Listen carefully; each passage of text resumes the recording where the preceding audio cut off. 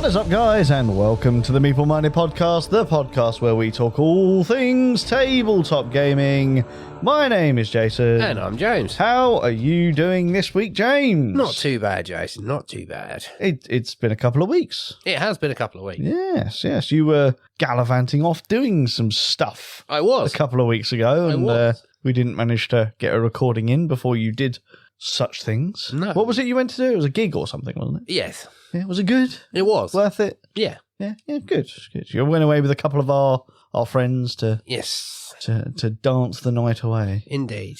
Now the question is, James, I believe you were in Southampton? Southampton. Did you check out any game stores while you were down there? We didn't. That's shocking. Yes. That is a bit shocking. I think you deserve a slap on the wrist for that one, James. Yeah. There was a pretty cool shop in one of the malls that did sort of like, general geek memorabilia. Okay. Had a whole section of alphabetized band t-shirts, which I was very excited about. I was just sort of like, I could have spent a lot of money there. Yeah. I had to resist. I had the credit card with me. I was like, no, don't do it.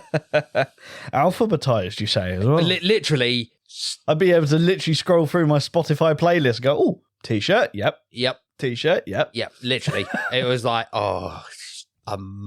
really probably the best selection of band tees and band apparel nice that I've seen in quite a while. It's just sort of like, I can spend ridiculous amounts of money in this shop right now. So all I'm hearing, James, when you're talking about that is just taking me back to my American holidays and going to like what Hot Topic used to be. Yeah. Like when I used to go to the States years and years ago, that was where I went to get my old band tees until I was told about better places, obviously. But yeah. Yeah, and now I just have the South Park song going through my head.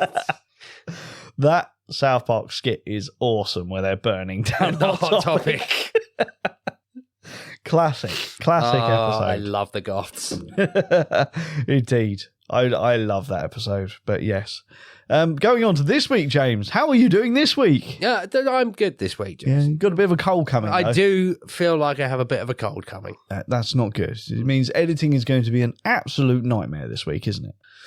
You're welcome. Yeah, thanks for that. Yeah, great. Just remember, just away from the microphone, when you need to or whatever. We'll do what we can do. Yep. But don't blame me, listeners. It's James's fault. Yep. I've pre-warned you. Yep. Pre-warned you. It's fine. I'm dosed up on medication. It's fine. So that's why you were swerving as you drove into my road. I understand now. Everything makes sense. No, that's just how I drive. True. It is very true. I can't. Is it? I mean, is it a recording night if I don't Dukes of Hazzard it into the parking space outside your house? This is true. I mean, you'll have probably your own personal parking space because I've got to put my family car into the garage because it's now run out of road tax. Yes. For the road tax people, I have already done that. Yes. I've not got to clear the garage out first, but naughty me. I mean, to be fair, it's been sat there for what, 6 months now? Yeah. Because it doesn't get used. But yeah, I've got to put it in the garage now. So that's a pain, but got to do what you got to do. It would just mean that there's a parking space available for you, James. That's just that one car length closer to my front door. Yep. Don't you feel special? I might even roll out a carpet of some sort, like a bit of a carpet offcut or something. You don't deserve the red carpet, let's be honest. But yeah, we've not really been gaming much. No, so much because you were busy and then I was busy with work. Yeah, well, I think we made up for it the week before because we spoke about that on the last episode we did record that we had some upcoming game nights. So yeah, we got extra gaming in the week before. We did indeed. We've had a couple of times of gaming since then. One of the ones that we played again was Ark Nova Marine Worlds. Yes. That was not our first experience of playing that, but we've had a couple of experiences. James, how do you feel about it at the moment? I'm really enjoying it. Yeah. So now the question, I guess, on a lot of people's mind is, do you need it and does it change the game enough? Because, I mean, I'll come in and say, I think it does, considering we still haven't played the entire expansion. Yeah. I've now played it with the drafting mechanic at the start. Yeah. Which is really good, but I mean, those additional... I did look at them, those additional cards for your tableau. Yeah. Oh, some of the things that they do. Yeah, exactly. And it's a nice balance because you're drafting. Yeah. You're not going to have all of your cards upgraded. It'll only ever be like 2. Yeah. So you kind of have to, well, do I actually want to have this card as an upgrade or... Well, I still think drafting is one of my favourite mechanics because I love that. I really want this, but do I want you to have that? Yeah, exactly. Yeah. See, I will say, because one of the things I will always say, when it comes to upgrading cards within Ark Nova, the one I tend to steer clear of more often than not is the build card. Yeah. However, I was looking at some of the updated build cards and they are rather filthy to the point that I would actually kind of want them. Yeah. Which will change my game plan. I see. I'm interested to play it because I haven't played it with those cards yet. But the one I tend to avoid upgrading is animals, interestingly enough. Yeah. Yeah, I mean, I would say with you, the way you've played the game quite a lot is you tend to get a lot more of the special enclosure things down, don't you? As opposed to constantly creating animals and yeah, I mean, it's one of those things. It's not even that. It's... Yes, some of the animals require you to have upgraded animals cards, but they're few and far between. We've not had a game where lots of them have come out where I felt the necessity to do it. Yeah, exactly. I mean, the animals one is kind of one of those. It's kind of, if I'm going to upgrade cards, it'll be one of the last ones. But I find it a bit more useful than the building one. Yeah. The only thing I would upgrade the building one is if I've adopted a thing for... like the birds and stuff, so that I can build the aviary? Yeah, and the reptile halves. Yeah. I find that they're more useful earlier on than animals. Like I said, unless just the deck draw happened to spit out a ton of animals that required you to have animals upgraded. I think the last couple of games we've played, the only time I've ever seen that requires animals too has been in the initial draw. Yeah. And in which case, it's one of the ones that I bin because it's like, well, I'm not going to get that for at least a few turns. Few turns, and it's just going to clog my hand up. So bye. Yeah, exactly. But I will say, just closing on Marine Worlds for the discussion this time, because we are inevitably going to be talking about that expansion. Oh yes. In the last game that we played together, how different was that game with all that new stuff in there? Because we had the wave icons were coming out left, right, and centre. I see that's refreshing, and the coral icons. Yeah, that is a mechanic. See, I still haven't taken full advantage. I haven't done a coral playthrough. I know Ant took full advantage. He got he got a really good chain going at one point with those. But I love the wave mechanic, and I think it's something that game desperately needed. Yeah, 100%. Especially adding all them extra cards as well. Yeah. Now that central cards display is just flushing through it constantly. It's really, really good. That is probably my favourite thing. Yeah, so far. I remember what it was like when you got the original Ark Nova. We played the hell out of that. Yes, I can see Marine Worlds. Us getting back to that. It's going to be every couple of weeks. It's going to be let's play Ark Nova. Yeah, I mean, we introduced John to it at the game club, and he went out and bought it. Within 24 hours, he'd bought it. He was 3D printing inserts, among other things. Yep. And he's properly into it now. I think he's still waiting for the expansion because apparently it's still not delivering in the UK, which actually surprises me. But who knows? That could be a very, very short time until that does deliver because it's due imminently. So, yeah, Ark Nova Marine Worlds. Looking forward to playing it some more. I'm not going to talk about the other games we've been playing, James, because we've got a lot to talk about today. Yes. We don't have a game to talk about that we played this time last year. But what I do want to talk about very, very quickly, James, is the day that we're recording this is the end of our competition. Ooh. For the giveaway for the Flamecraft promos that we've been running on our social media. I've announced all of the winners, but I'm yet to hear from a few of them. Yep. Because I need their addresses to send them their promo cards. So we're going to announce those people on the podcast as well. So if you do hear your name, contact us with your details. But James, we've played a game with this here promo card, have we not? We have played a game with How did you find it? It's filth. It is indeed. So, would you like to read what the shop is, James? I'll give you the honour of announcing the shop. Okay. The rare medium. End of turn. Place 4 coins 7 spaces ahead of you on the heart track. Next turn, reach that space to gain the coins or remove them. Indeed.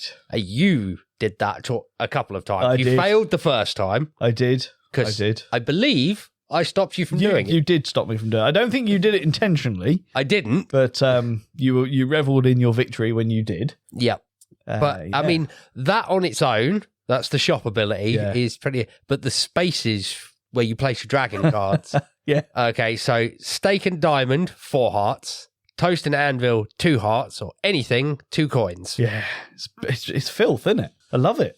I absolutely love it. This is obviously a special card, so it's when you gather at the shop, you gain a coin. Yep. Just as standard, which is powerful, man. Those coins are really useful in the game, and they're worth 1 point each at the end. Yep. So you could just hoard coins and gain points at the end, which is brilliant. But we had 10 of these to give away, and I'm yet to hear from 6 people, James. So we shall take it in turns. To say some names, shall we? Okay. Starting off, the 6 people that we're yet to hear from would be... I've picked the wrong one to go here from, haven't I, James?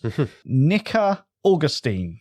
Christina Malcolm. Louise Shaw. Michael Snow. David Gumbrel. And apologies if I pronounce this wrong, Jelaine Miranda. Very, very nice. So there are 6 people that we are yet to hear from. With regards to your addresses so that I can get these promo cards sent out to you. You are the lucky winners. Thank you very much for taking part. James, this was really fun for me because this is probably the first time we've done a proper giveaway. Yeah, I mean, I was really happy when you told me that we'd got these and that we were actually able to run an actual, proper giveaway. So I guess we really should thank Cardboard Alchemy for sending us the promo cards. I'm amazed they sent us as many as they did. But, really, really happy we ran it. Congratulations to all the winners. Again, all of the winners will be announced on social media if you haven't seen it already, because this podcast will come out a week after the end of that giveaway. So, thank you very much, guys. It's been great. Hopefully we can do some more giveaways in the future. Yes. But don't forget, let us know where you live. But, James, it's a topical discussion today. I let you know what it was, 7 hours ago. Yep. When I actually made the decision what it was going to be. And there's no real motivation as to why I wanted to do this one. It just popped into my head that it was a discussion I'd like to have, James. So are you ready? Yes. Let us do it.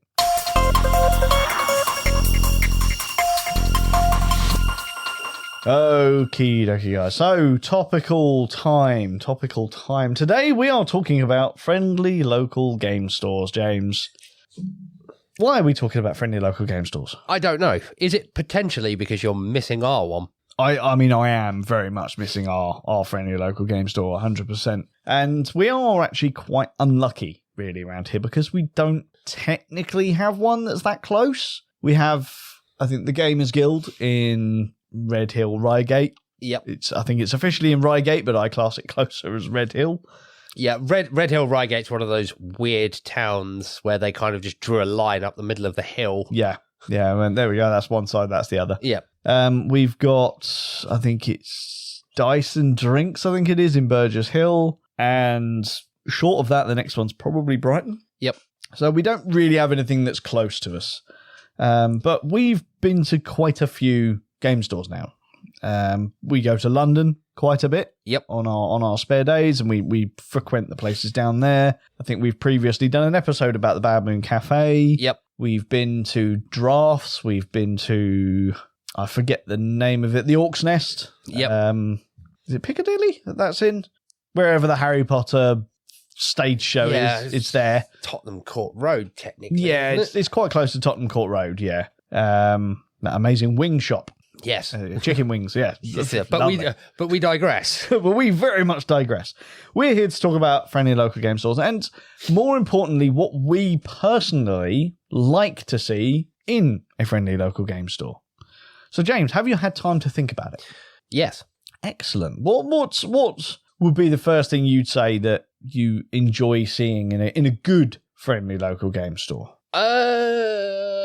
Well, the first thing that I would look for is a welcoming atmosphere. Yes. Yeah. I mean, that goes without saying, I think, really. And I think the first thing I would have always said as well, the clue's in the name. It needs to be friendly. It needs to be welcoming. And, what do we mean by welcoming? Because for me, if I walk into a store, a lot of stores you'll go into and they'll always welcome you. Yeah. But then, do they leave you be? Do they pounce on you? Do they not leave you alone? So for that, it's not even that one. I'm talking, like, a good gaming store to me the people playing the games will be having fun. There'll be a general atmosphere of fun in there. You don't want it to be like one of those little country pubs where you walk in and everyone looks at you and goes, "You're not from round here." Yeah, I can understand that. That sort of thing. It's, all the good ones I've been in, you open the door to the sound of effectively laughter and people enjoying themselves. Yeah. No, I mean, that's definitely friendly and welcoming, 100%. I mean, the question I would have for you is that something you think is integral, though, to a friendly local game store, is to actually have the ability to be able to play games within the store? I wouldn't say it's integral. It's always nice. Yeah, because obviously space is a premium. Yeah. Obviously, in a lot of places, and building size I know, comes at a cost. One of the ones you listed that we go to in London, the Orcs Nest, obviously, is tiny. Yes. Yeah, I fully understand why they don't have a gaming section in there. Yeah, I mean, I'm almost certain that my living room is bigger than the Orcs Nest. But I like it. I like the store. But it still has that atmosphere. But even the ones that don't have gaming spaces, they have regulars, and those regulars are usually providing an atmosphere. Yeah. Yeah, no, I mean, I can't fault that at all. It's spot on, really. But I sort of, when I was thinking about what I was writing down today, I sort of kind of tried to figure out, it's like, well, what do I view as a friendly local game store? Is that because you've got friendly local game stores like the Orcs Nest, which are shops. Yeah. Then you've got places like what we used to have in Crawley. We had the comic shop, which didn't start as a friendly local game store, but kind of morphed into it. But it had a game nothing space. Nothing to do with that at all. No. It kind of, it had a gaming space, but it was primarily a shop. But then towards the end, it morphed more into a gaming cafe. Yeah. Then you've got the dedicated gaming cafes. You've got places like Drafts, which is actually a bar. Yeah. There's lots of different versions, but do you think they all fall under the category of a friendly local game store? Yes. Okay. They don't have to sell. No. Okay. Fair enough. I think I agree with that. I think a friendly local gaming store is just a space that is allowing access to the hobby in some way, whether that be purchasing of new games or ability to play existing games. Yeah. No, that's and that sort of thing. I think most of mine do focus more on the ones that do have gaming spaces. Mm-hmm. Yep. Because, like I said, while it's not essential, to me, it's a massive plus point. It's like, I can actually play the game that I've just purchased. I mean, I would actively say one of the key things for me when it comes to any type of FLGS is the community vibe. Yeah. Which is, I think, what you were sort of hinting at, really, with what people are doing there with their friendly atmosphere. And engaging with the community, having the community present and stuff like that. And that's definitely easier for somewhere that has gaming space, because then the community is in the store. Whereas in a shop, I guess they have it a bit harder. Yeah. In the sense of, yes, you're selling to members of the community, but how are you connecting the community? Yeah, I mean, a lot of the ones that I've been to, this probably isn't the case for all of them, but a lot of the ones that I've been to where they don't have their own gaming space, they will usually associate or advertise at the very least for a local gaming club. Yeah, yeah. And that's 100% something I'd written down is aligning yourself with other gaming related community projects, whether it be a game club or maybe a bar that hosts I mean, a game night. I not that. It's just, to me, it's just good business sense. It's like, I want repeat customers. Repeat customers in gaming means that they got to have somewhere to play games. Yeah, 100%. I want you to buy this game. I want you to go and play it. I want you to enjoy it. I want you to come back to me and buy more games. Yeah, exactly. And ultimately, I mean, we're talking about bricks and mortar store here. Yeah. And it goes without saying, every business went through that 2-year period. Yep. Not that long ago, where it was tough. And I think brick and mortar stores, especially within our hobby, are still suffering from that because we all got so used to buying everything online. Yep. It's now we've got to try and transition back over into supporting the friendly local game stores. Yep. Because, yeah, we're used to just, got my phone, click, order, done. I've paid less. Yeah. And that's always going to be a thing. It'll always be cheaper online. But, the friendly local game store is still, in my eyes, the most important thing. Oh, to me, they're essential in this hobby because they are, like you said, they're hubs of the community. Yeah. They're not just selling spaces. They are hubs of the community. Mm. And as I said, we're complaining that we're unlucky. We actually have a Warhammer store in Crawley. So, for all the wargame people in Crawley, that's great. They've got a hub where they can play it. But other than that, I think this is why, again, our game club gets quite busy. Do a whole episode, though, on how they're not the community hubs that they used to be. Yeah. And that's a crying shame. Yeah. Very, very true. And, in all fairness, that's not having a pop at the people who actually run them, because I know a lot of them are just as, that's, obviously a business decision that's way above them. Yeah, exactly. But yeah, it's a crying shame that they are no longer the gaming community hubs that they used to be. Yeah. So before we, because I want to talk about some of the differences, but before we move away from the store front side of things, I actually like my friendly local game stores to be different depending on which category they fall in. So as a store, for me, I need 100%, I need a respectable range of games. Yeah. And I also feel that they should have other assorted nerdy gear and merch. Yeah. However, at no point should the nerdy gear and merch outweigh or even come close to outweighing the amount of games that are being sold. I agree. I see that far too often. Again, I won't name any names because I go to a hell of a lot of game stores, but more and more I see random merch and other nerdy stuff taking over more and more space of a dedicated game store. Yeah. Which means all those games are then crammed into a much smaller space, which means the range of games is much smaller, which actually kind of leads me on to one of my other things that I feel should be the case with regards to a game store. You have to have that variety of games for all levels of game. And I even think they need to have the what we would commonly refer to as bad games. Yep. Your Monopolies, your Cluedos and stuff like that, because they make money and they need to be there. Doesn't mean that you're going to sell it to Mr. I love heavyweight games. Yeah. But you need those games. You need gateway games. You need lightweight games. You need medium heavy, heavyweight games. You need to represent everyone. Yep. What about you? Do you feel that that's something that should be in place in every? I do. One of mine for a selling shop, I'm going to clarify this point in a minute, is you need to have good knowledge of your products. Now, it doesn't 100%. Mean you need to know the rule book for every single game you sell inside and out, but I've been to a couple where it really did feel like they just gone to a games wholesaler, bought a bunch of games and went, this is the flavour of the month, I'm going to sell this. Yeah, and not done any kind of research as to what the game is or anything like that.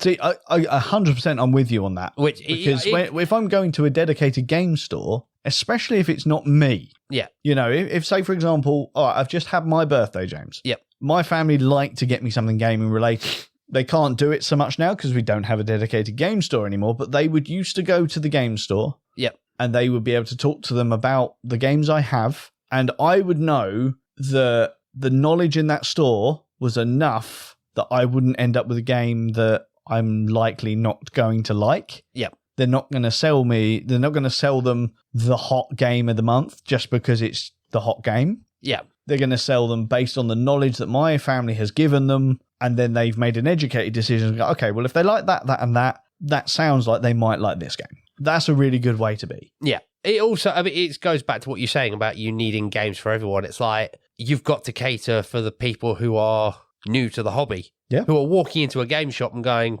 effectively, I'm actually thinking of purchasing my first game. Mm-hmm. What's this like? Yeah. And I think there, again, the knowledge comes into it because just because they're new to the hobby doesn't mean they need a gateway game. Yeah. You get to talk to them, you get to know them. You can probably assess at that point, it's like, okay, right, now we need to lead them towards Pandemic. Or, okay, these guys sound like they're a bit more clued up, they've done a bit more research, they might be better with something like Betrayal at House on the Hill. It's just a little bit more, but not too much. Yeah. Because, there's no point in going, here's Gloomhaven. Yeah. To someone new, because they're going to look at it and go, no way.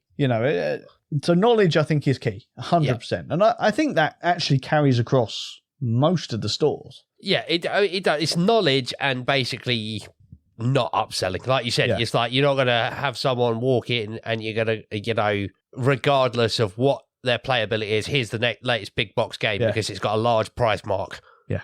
And I will say that, actually, in defense of friendly local game stores, I'm yet to find one that I've ever felt pressured into selling or to buying or anything like that. Yeah, and it's because most of the game stores do what they should do, which is the people who work there are involved in the community quite heavily. Yeah, 100%. So I want to talk about the cafe type of store now, James. I think I'm in a bit of a minority here because for me, if you're operating like a cafe type of store, so this one covers your gaming cafes, your gaming bars, gaming pubs, all that kind of stuff, where the primary business is coming from table fees, people sitting down at the table playing games. Yep. When I think about this kind of place, I'm actually far more on the side of I want the majority of the games in that venue to be on a games library. Yes. That I can take games from, play on the tables in the store, and enjoy playing games. Yep. I have no problem if they have a small section for selling games because, that's additional money. That's great. Yep. I've played the game. Oh, I really enjoyed that. Now I might be able to order it. What I don't like to see is I go in, I see all the new hotness games on this shelf. Oh, hang on a minute. They're all for sale. Oh, hopefully they're on the board game library. And I walk over to the board game library and it's just full of old, out of production games, really bad condition games. Yep. They're all broken boxes, they're tattered, they're torn, and there's nothing in there that's been out less than 5 years. Yep. Because a lot of the time I'm not wanting, I've got all these games because, I bought them 5 years ago when they were hot and new. I don't like going to somewhere that's got nothing but old games. Yep. And I think really when you're operating that business of providing the table space and providing the games for people to play, you need to have a rotation of games with new stuff being added all the time. Yep. Maybe even a dedicated section on the library. Here's what's new. Yep. That's what I like to see. What about you? Yeah, definitely. Well, as soon as you started said that, let's move on to it. My first thing for a gaming cafe is a well-provisioned gaming library. Yeah. I mean, we recently went to Drafts in Waterloo. Yep. In London. How did you feel about their games collection? I thought it was pretty good. It was massive. Yeah, I mean, obviously we went to the other one as well a while back. And that really was an impressive games library. Yeah. I mean, you're talking. I mean, for board gamers out there who know how big the Kallaxes are, we're sat next to a 5x5 Kallax. They have the equivalent of what, 20 of them. Yeah. It's a lot of games, hell of a lot of games, and they were all relevant games. I wouldn't say there was anything there that I looked at and went, what the hell's that doing on there? Yeah. And yet they still catered for all types of gamers, James. Yep. Because I saw things like Uno on there. Yep. And it's like, do you know what? I may turn my nose up at that, but we're in London. Mm-hmm. A random person can walk in here with their group to have a drink at the bar and go, oh, yeah, no, actually, we'll play that for a bit of a laugh. Yeah. It's great. It's atmosphere. So that's important to me. I think about a couple of places that we've been in the past couple of years. Yeah. Including places that were fairly local. And I remember going in and seeing their board game library, and there was, a bookshelf with maybe 20 games on it that literally looked like it had come out of someone's attic. Yeah. And I was like, no one's ever going to touch them. It was just so off-putting to me. Yeah. So well-stocked game library with good rotation of games for a board game cafe type of store is something I love. I mean, they're the key things I would say that I keep separate. Have you got anything else that you think one over the other needs to have something different, or?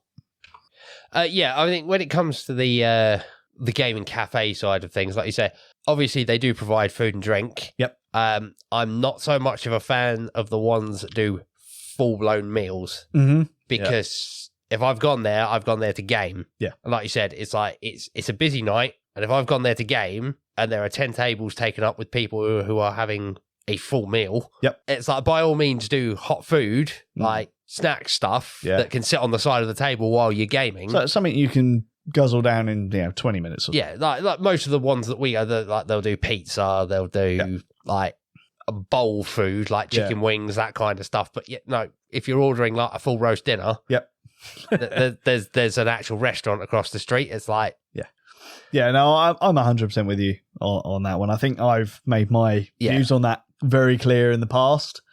And to expand on that, I know there's some board game stores that also do the same. They might have one or two tables in there, and they're trying to sell something more than literal snacks. And it's like, what are you? Are you a shop or are you a cafe?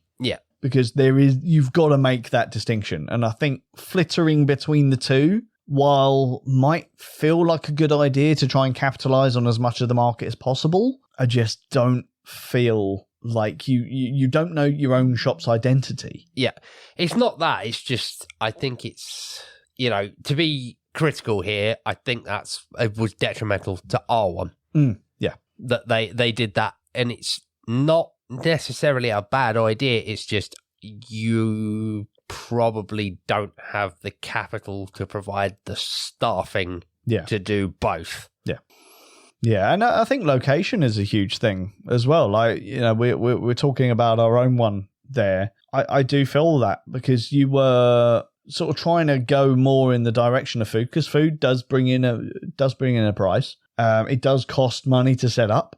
Which does it outweigh the costs of profit? I don't necessarily think it is, especially as you were in our town. We had the old high street. The old high street is full to the rafters of restaurants. And food places in general. Food places and coffee places. You were in a crowded marketplace, and I think going in that direction didn't work. Well, like I said, the ones that like you mentioned there where they try and do both, like I said, I just think they spread themselves too thin. You've either got queues at the food section or you got queues at the shop section, because they're trying to do all that work, and yet they've got 2 or 3 guys frantically running between the two trying to do everything. It's like, if you want to do this, you need to invest fully in it, otherwise it's not going to work and you're going to drive people away. Again, if you're going down the full meal route, how do I feel about sitting down with my group to eat a meal and then having someone walking past me every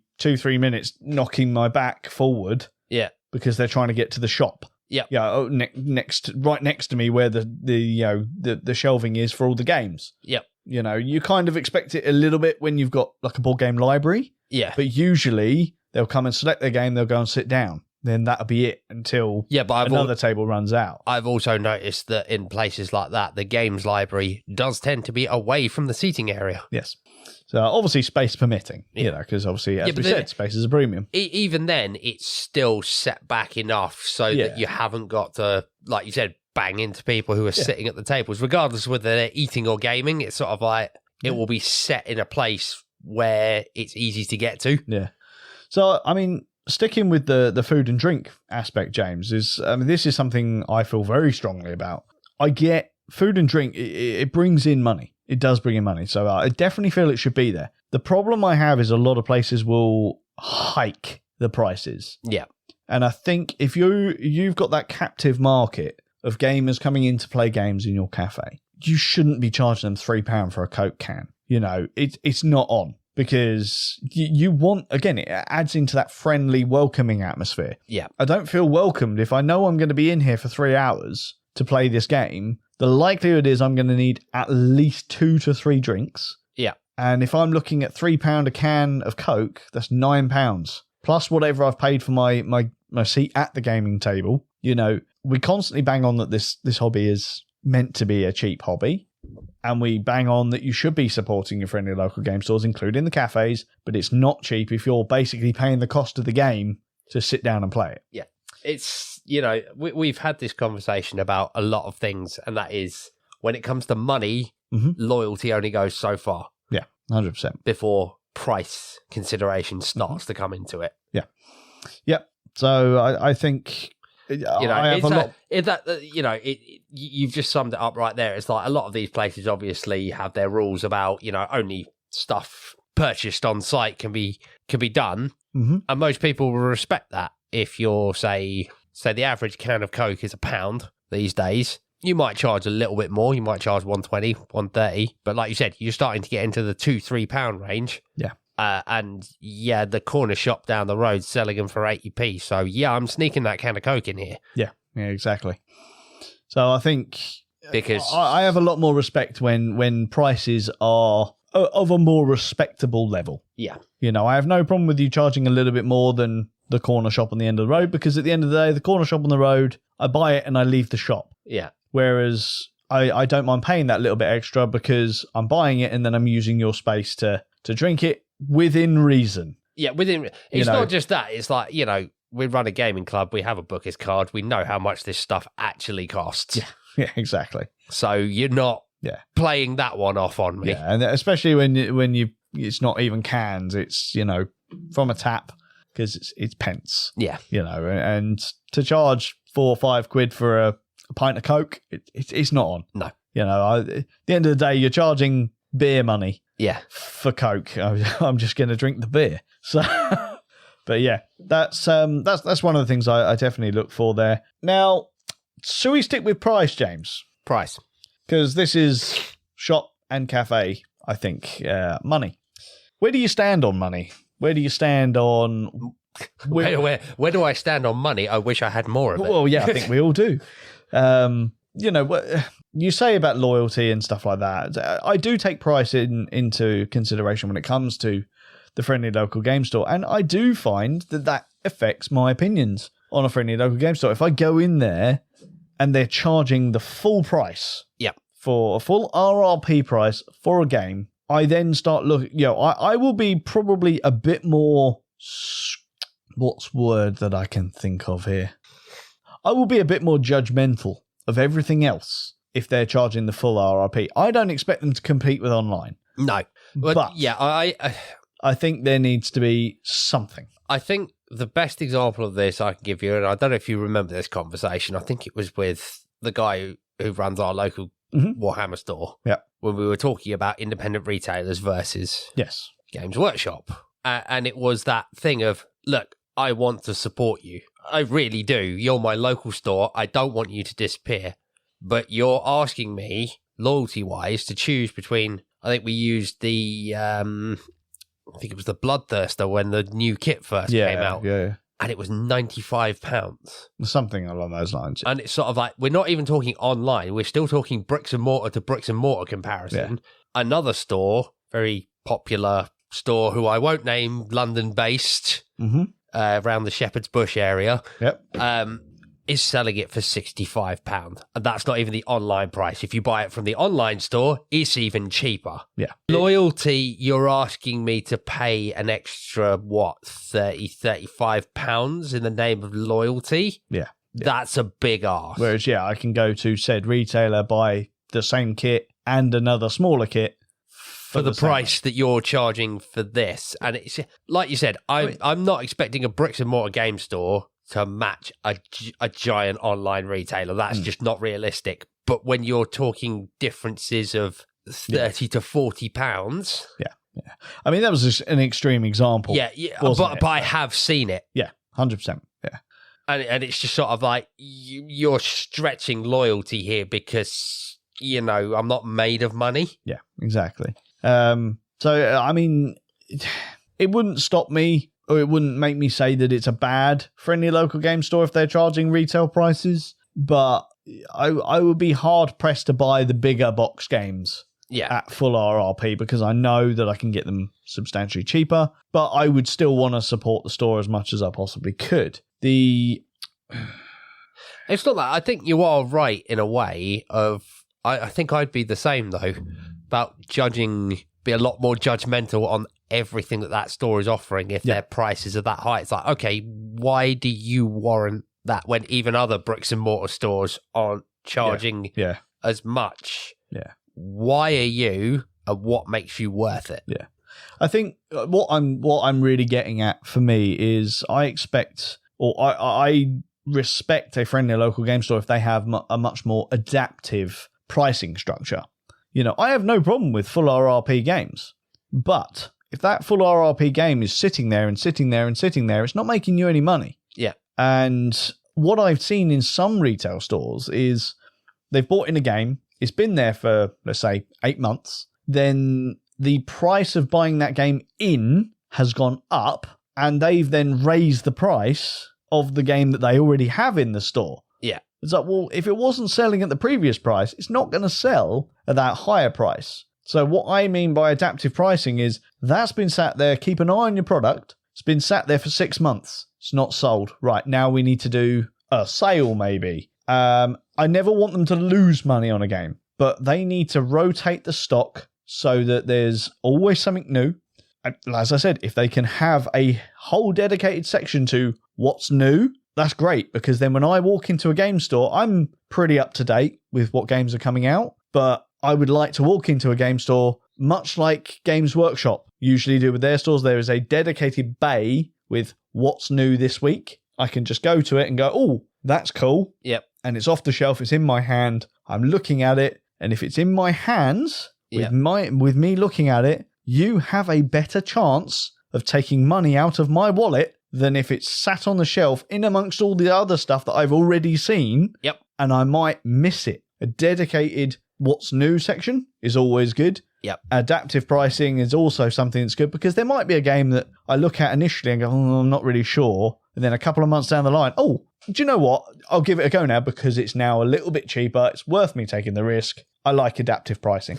I have just thought of something that kind of links into what you were just saying there about something that would put me off a local gaming store, which is, can I judge how long this game has been on the shelf by how much dust is on top of it? Yep, or sun bleaching. Yep. As well. That's the other thing I would say. And again, it kind of works in with adaptive pricing, doesn't it? Because it's like, well, if there's a lot of dust on it, I know it's been there a long time. Why has it been there a long time? Sun bleaching. They've probably had it in the front window, haven't changed it quick enough. You start fading on the box. Why should I now pay the full price, or even your asking price, for something that is arguably damaged? Yep. You know, do you know the amount of times? I'm guilty of this as well, because my Kallax is right in front of my big window there, James. I know that if I turn some of these games round, you'll be able to see which sides are sun bleached, because I don't turn them. Yeah. You know, whereas in a business environment, they should be rotated regularly. Yep. The amount of times I've thought, and I've seen the sun bleached boxes and then looked at the games library and gone, that game's not on the games library. Why is the sun bleached box not come out and gone in the games library? Yeah, because exactly. Like you said, I'm not going to, it is effectively a now damaged product. Perfect place for it is the games library. Yeah. Expansion on games library, and you touched on it earlier, is if you are selling games and providing a games library, at least one copy of every game you're selling should be in that library. Yeah. Because how many times have you walked up to a game and gone, oh, like, look at that, but I've not played it before.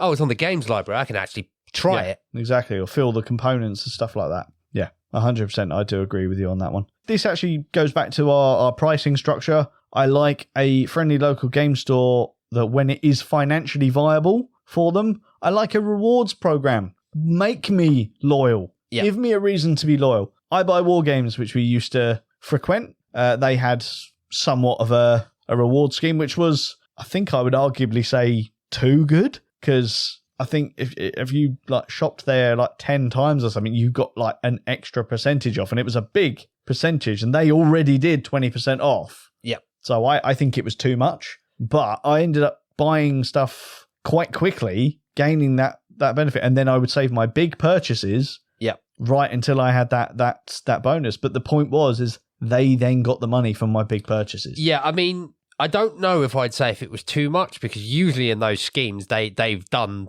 the numbers to go, well, by the time we are giving you something, but by the time you've built up to that big bonus, we've mitigated our loss. When I say it was too much, is there wasn't enough minimalisation of how much you spent in order to get a stamp. Yeah. You didn't actually have to spend that much in the store to get a stamp. Yeah. But I think it needed to be. I see. I love those reward schemes are good in terms of that, but they are good business because they always have 4 rows or 3 or 4 rows on the things on the actual stamp card, but on the completion of each row is a different benefit to cash in. Yeah. So you can keep pushing it. You can keep pushing it and keep pushing it until you hit the top. But if you're looking for a quick discount on something, I think the first one was something like £5 off or something like that. Yeah. So if you're just looking for that quick one, you can get 4 stamps. You go, right, I'll have £5 off something. Yeah. Yeah. So a reward scheme of some sort is always nice. This one, it's a strange one, but James, I know you'll assimilate this with me. Regular opening times, because how many times have we? Again, I guess this is local. Of an evening where we've been, I've got nothing better to do. What should we do? Well, we could go and grab a coffee at our friendly local game store, cafe, whatever. And we've got there at what time they would usually be open, and it's closed. Yep. And then on a day off, maybe. I'm off on a Tuesday this week. I know the friendly local game store opens at 12 o'clock. Yeah. I get there at 20 past 12 and it's closed. Yep. The problem with friendly local game stores a lot of the time is they tend to be independent. Yep. And they tend to be normally opened by the owner, and they set their own opening times. Yep. I need some kind, it got to the point where a lot of the time I was like, right, I need this for my hobby. Ugh, is it even going to be open? Can I be bothered to go all the way to the town to go to the game store to find it's closed? It's raining. Do you know what? I'll pick up my phone and order it online and I'll get it tomorrow. Yep. That is something that has to change. But that's regardless of the fact that, yes, they can set their own opening times. But once those opening times are set, if you want regular customers, stick to it. Yeah. Stick to it. Yeah. Yeah. I mean, the odd occasion, extenuating circumstances, I get it. But when it becomes a regular thing, it's like, no, the opening time should be on the door. Yep. And stick to it. That's something I definitely wanted to bring up. And another one, I think the final thing I'm going to bring up, James, is available staff. Now, this is something that grinds my gears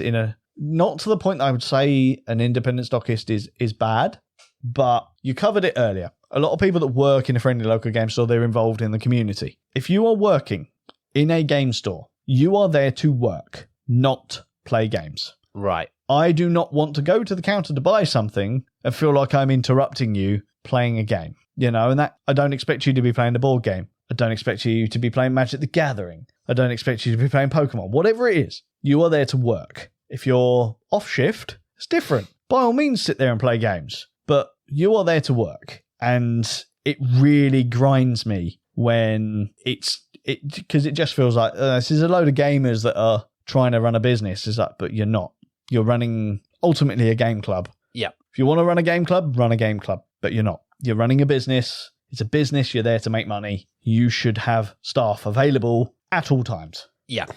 I don't necessarily have a problem with the staff playing games as long as the till is manned. Yeah. Effectively. It's like the counter to that would be I'd like to see more gaming shops, can't believe the words are about to come out of my mouth, actually use the Games Workshop model and run intro games or things like that, like demo games. Yeah, demo games for new guys, as long as you are not detrimental. It's just like, this goes for all lines of retail. It's like, I pick something up off the shelf and I walk up to the till and no one's there and I start looking around. Mm-hmm.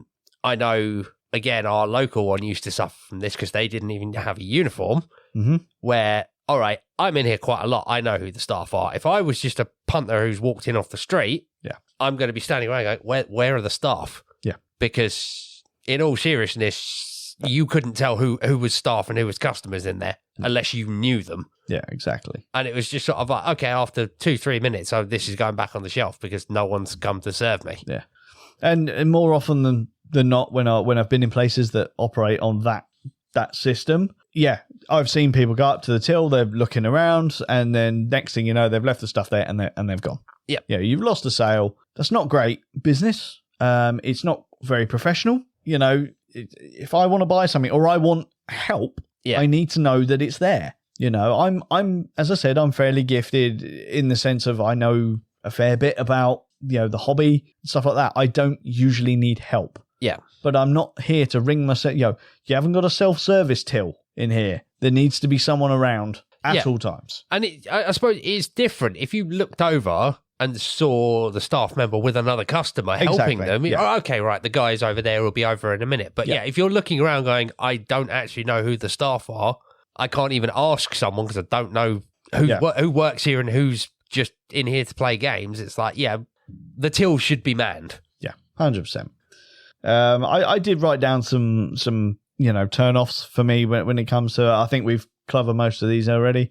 If I walk into a place and I find it to be quite elitist and cliquey, you know, the manager's only playing games with his group of friends. Well, I covered that earlier, didn't I? Like when you walk in and everyone looks at you like, oh, you're not from here. Yeah, exactly. Lack of stock is the biggest turn-off for me if I'm walking into a store. The lack of knowledge. That's definitely something that I was going to bring up and say, it's a massive turn-off for me. I like to be welcomed. You know, I like to be acknowledged when I walk into a store. But anything more than, you know, maybe how are you doing, what you here for today, that I can deal with. But if I say, oh, no, I'm just looking, don't then stand there and watch me like I'm a shoplifter. Yeah. Can't stand that.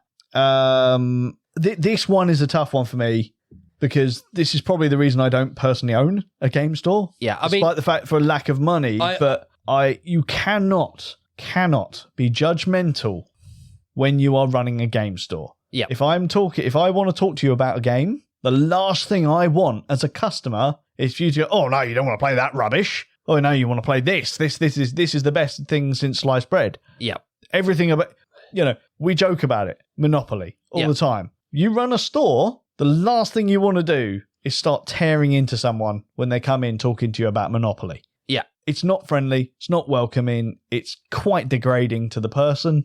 Yeah. It might be their favourite game. Yeah, exactly. You know, an attitude like that, if I ever see, I mean, at that point, it's not a friendly local game store. It's just a local game store. Yeah. But if I ever saw something like that, I would never go in a place like that ever again. No. I will put one caveat onto your one of, because I do agree with you about like the pressure selling and watching you.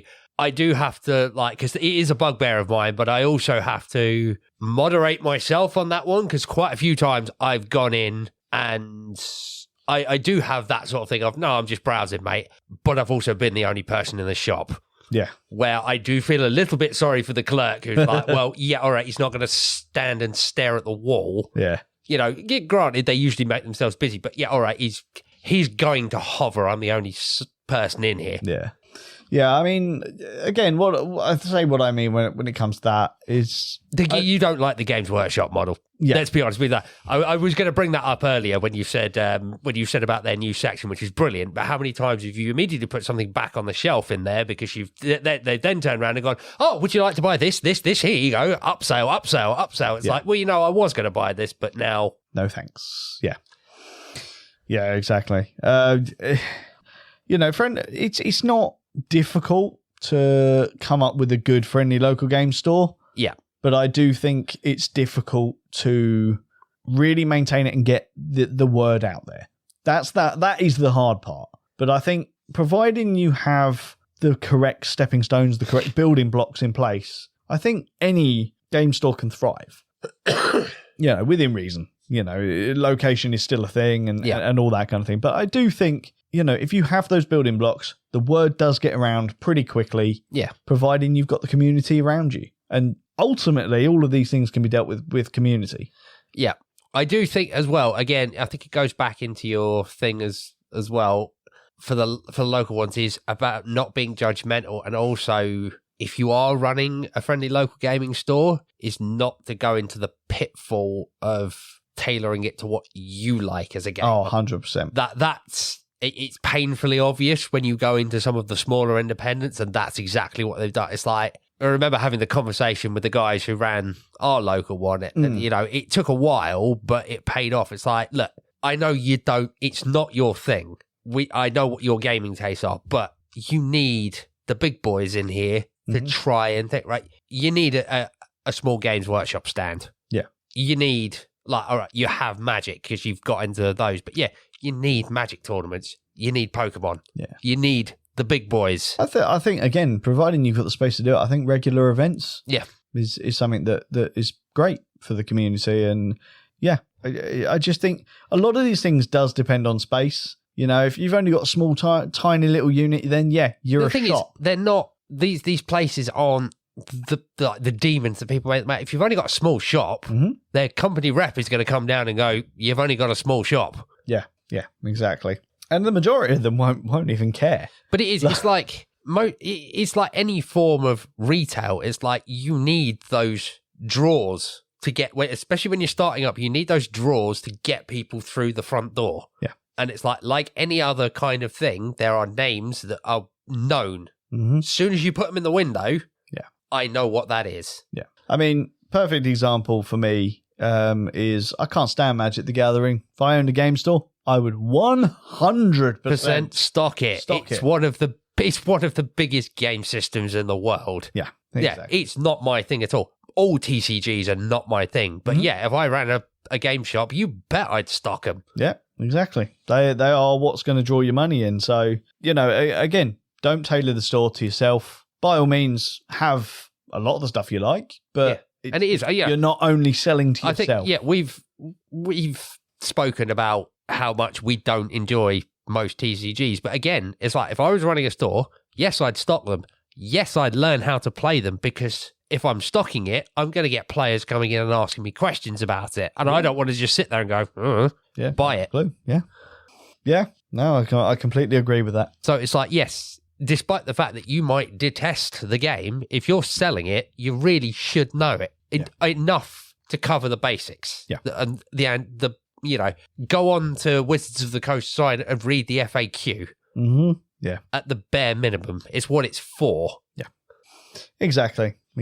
James, have you got anything else that you want to say about friendly local game stores? No, I think we've covered everything there, Jason. Oh, thank God for that. My throat is killing me, sir. Tell me about it. Utterly killing me. But yeah, do you know what? When I came up with this topic, James, I thought this was going to be a nice short episode. It's never like that once the ball gets rolling, you know. Well, that's the thing. Do you know, in all seriousness, this is why I don't like notes, because I like to go with the flow. Yeah. I mean, I obviously do write my notes, bullet point notes to remind me of the things. And it's only when I was doing that I realised, actually, I've got quite a lot to say. A fair few things that I like to say about this. So yeah, turned out to be a bit longer than I thought it was going to be. I thought it was going to be a nice short episode, but there you go. What can you do? We ran out of drink a little while ago, though, James. We did. So it is time to go. I definitely need a drink. So till next week, I have been Jason. And I've been James. And you have been listening to the Meeple Minded podcast. Join us next week for more tabletop gaming goodness. Ta-ta and goodbye.